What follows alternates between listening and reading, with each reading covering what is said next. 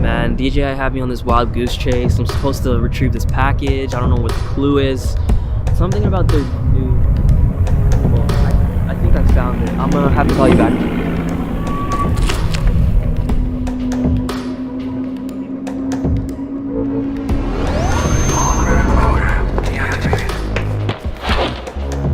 Activating hyperdrive.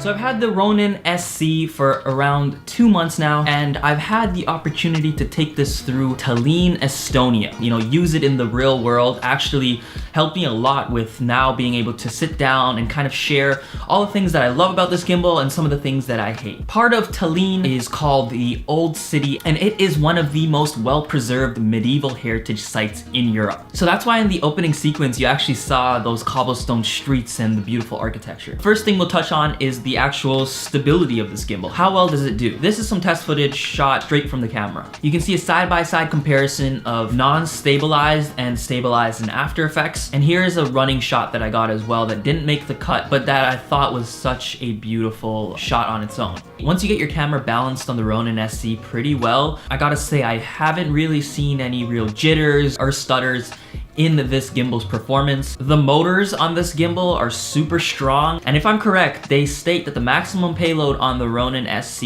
is 2 kg or around 4.4 pounds. I've also tried the 24mm Sony G Master lens on it, 16-35, and it has worked pretty well. Next, I want to touch on the functionality and the design of the Ronin SC, because I think this is where DJI excel and where the Ronin kind of has an upper hand on the other gimbals on the market. So number one, the build quality. Really solid. Love the tripod grip. Feels really good in your hand. The location of the buttons, for example, the lock button, perfectly placed. Joystick, really good, and switching between modes is super easy. Another thing that I love is that everything on this gimbal locks. There is a lock for each axis, which makes it very easy to stabilize your gimbal, and you'll see that the base plate that they give you also has a little knob that lets you very fine-tune where to place your camera when you're putting it on the gimbal. Little things like this I've fallen in love with because you may think they're very simple and small, but it really does help in the end. For example, gimbals I've used in the past, setup time can vary from 2 minutes to 5 minutes. With the Ronin SC, I've set this thing up in less than a minute. Because it's so small, it fits in the laptop sleeve of my camera bag without breaking it down at all. I use gimbals as an extension of my arm. I need to act on the fly, and I need a gimbal that can really be set up in less than a minute so that I can get it going and I can get the shots that I need. And that's actually come in handy so much, especially in Tallinn, where I'm trying to really capture small little moments that happen very fast. Although DJI are really good at creating fluid apps, I do dislike that I have to go through the app to change any settings and motor speeds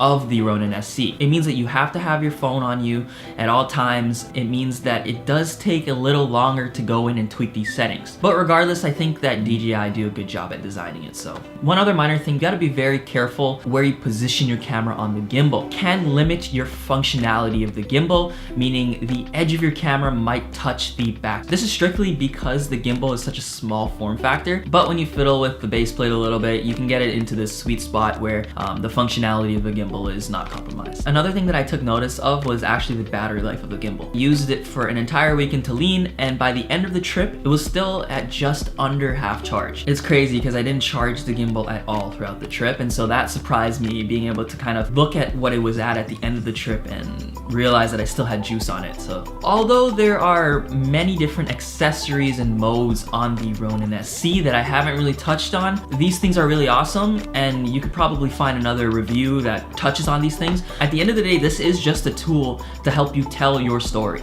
And for me, it really does come down to which gimbal is gonna give me the best results, the smallest form factor, and is going to cut all the extra work out for me in the middle to set it up and get it going. And the Ronin SC is really what does that for me. It's crazy actually to see that using these gimbals has actually become an art. There are some people who have mastered it. For example, Brandon Lee is the god of gimbals. I'm trying to get better at using them every single day. I remember getting my hands on one of the first gimbals that came out. First trip I used it on was actually London. That video changed my life. I realized how important this piece of technology is. I'm just so happy to see that it's available now to filmmakers who are slowly learning. It really can take your videos to another level, especially if you put the time in to really practice using it. But that's pretty much it. I hope you guys enjoy this Ronin SC review. I hope you liked the beginning sequence and some of the test footage. Thank you so much for watching, and I'll catch you guys in the next video.